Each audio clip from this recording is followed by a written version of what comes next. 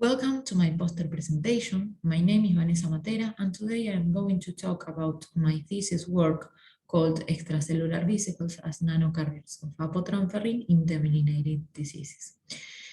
In this work, we use extracellular vesicles as nanovehicles of transferrin through the binding of transferrin to its receptor, TFR1, which is contained in the external phase of the EVs.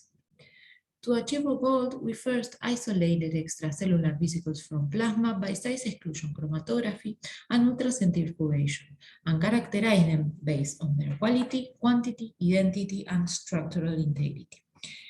EVs presented the typical markers ALIX and CD63, enriched in the vesicular fraction with respect to plasma, both in human and mouse sources. Moreover, sex fraction and immunoblot analysis of CD63 of each sex fraction colocalized with TFR1. We also confirmed the quality, purity, and integrity of the samples through DLS and SEM.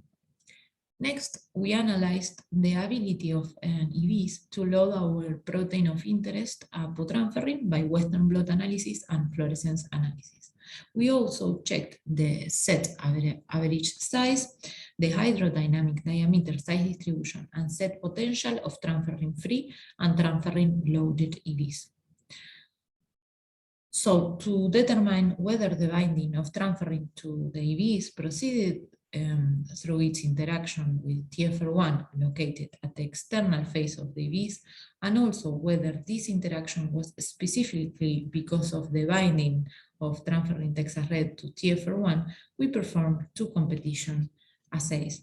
These results were published in the Journal of Neurochemistry, and I invite you to read the publication. So then we wanted to evaluate the entry of the transferrin-loaded vesicles into the immature oligodendroglial cell. For this, we use a fluorescent probe to mark, to label the vesicles and incubated them for during different times. The conditions were control, EVCT for 2 hours, 6 hours, and 10 hours. The markers that we used were PDGF, an immature oligodendrocyte marker, and this was in the green channel, and in the red channel we have our vesicles labeled with the fluorescent proof, named EVCT. It can be seen in the orthogonal view that the EVs are inside the cells. Also, we quantified the uptake of the EVs in the cells, seeing a higher income at 2 hours. So then we did the same experiment, but instead of label the vesicles, we used the fluorescent cargo, transferrin Texas-red, and incubated it for 2 hours. The conditions that we tested were control with unlabeled vesicles, oligos with soluble transferrin Texas-red, and our condition of interest, oligos and EV-TFTR. We can see in the orthogonal view the signal inside the cell, that the signal is inside the cell, and we can also quantify the uptake into the cells. So, so far we can conclude here that not only EVs, but also the cargo transferrin can enter into the immature oligodendrocyte. Next, we tried our system in OPCs from primary cultures. First, in order to verify the viability of the cells treated with unloaded vesicles, we perform an MTT test using different concentrations of EVs for 22 hours, and the optimal EV concentration was determined.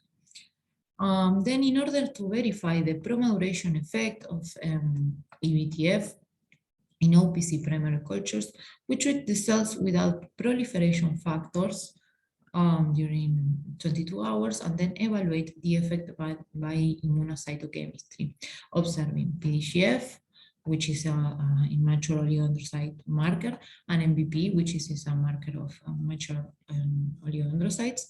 And the conditions assayed were OPCs with EVs, non-loaded EVs, OPCs with soluble transferrin, and our condition of interest, OPC with EV transferrin.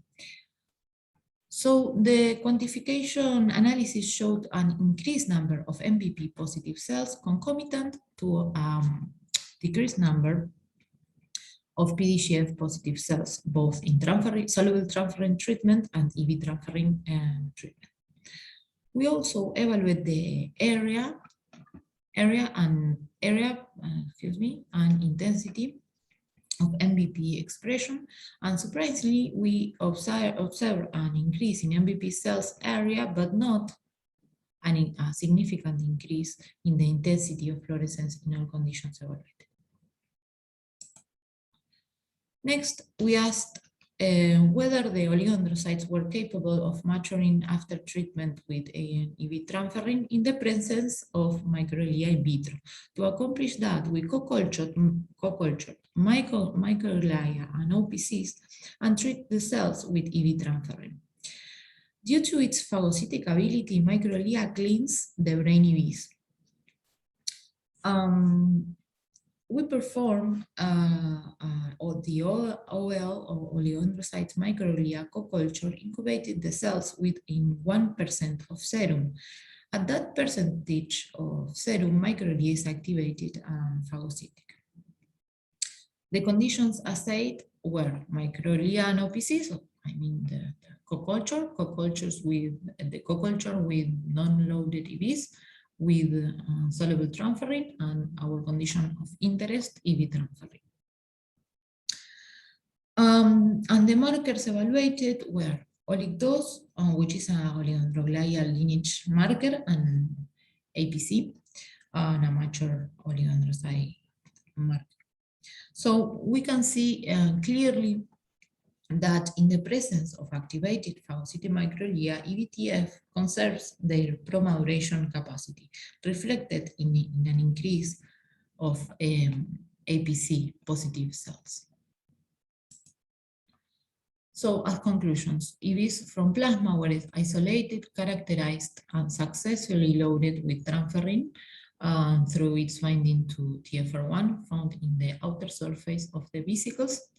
In vitro experiments from glial primary cultures show the pro-maturation effect of EV transferrin both in OPC cultures and microglia OPCs co-cultures.